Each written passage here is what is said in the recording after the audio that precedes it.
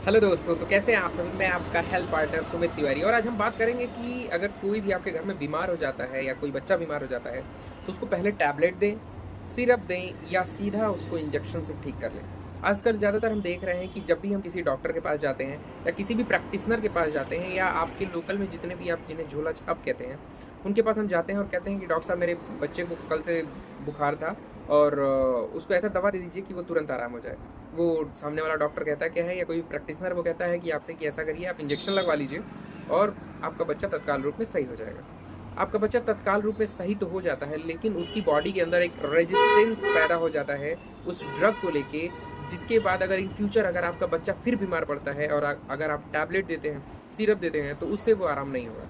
तो इसलिए ज़रूरी है कि आप अपने बच्चे को धीरे-धीरे आराम कराएँ। लाइक कि अगर उसको बुखार हो गया है, तो उसको सबसे पहले सीधा देहात भाषा में कह सकते हैं कि सीधा ब्रह्मास्त्र का इस्तेमाल ना करें। सबसे पहले उसको नॉर्मल डोज़ दिया जाए, जिससे कि उस बच्चे के ऊपर जो प्रभाव होगा उससे आराम हो सकता है। अगर उससे आराम नहीं होता है तो डोज़ धीरे-धीरे बढ़ाया जाए, ना कि सीधा ले गए उसको फ़ीवर है और उसको सीधा अगर बुखार है तो आजकल के डॉक्टर्स आपको मोनोसेफ एसबी है, सीधा लगा देते हैं। इससे क्या होता है कि ये हार्ड एंटीबायोटिक्स मीन्स दैट कि ये ब्रॉड स्पेक्ट्रम के एंटीबायोटिक्स हैं, जो आपकी बॉडी में जाते हैं और आपको इंस्टेंटली रिलीफ देने का काम करते हैं। लेकिन कहीं न कहीं ये आपकी बॉडी को रेजिस्ट बना रहे हैं। हाई रेजिस्टेंस की दवा खाते हैं, तो इन फ्यूचर जब आपका बच्चा बड़ा होगा, तो उसको जितने भी लो पोटेंसी के ड्रग हैं, वो काम नहीं करेंगे। आज तो आपका बच्चा बहुत अच्छे से आराम कर जा रहा है, लेकिन कल को उसको बहुत सारी दिक्कतों का सामना करना पड़ेगा।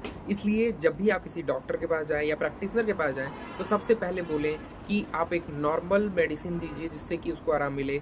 देन धीरे-धीरे अगर कंट्रोल नहीं होता है, तो फिर आप डोज़िंग बढ़ाएँ और उसको आराम मिल जाएगा। आप सीधा उसको इंजेक्शन लगवा देते हैं, जिससे कि बहुत सारे दुष्प्रभाव भी देखने पड़ते हैं। तत्काल में अगर उसको आराम मिल रहा है, तो बिल्कुल अच्छी बात है, लेकिन कहीं न कहीं ये आपको और भी अफेक्टेड करते हैं, not infected, sorry from this side.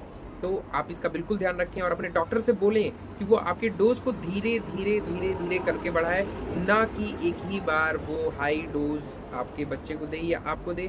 तो अपने सेहत के बारे में बिल्कुल भी आप सजग रहिए, सतर्क रहिए, नहीं तो आजकल बाज़ार में बहुत से लोग हैं जो पैसे कमाने वाले हैं और वो बहुत महँगे-महँगे एंटीबायोटिक्स होते हैं जो आपको लगा देते हैं। तो इस बात का ध्यान रखें। धन्यवाद।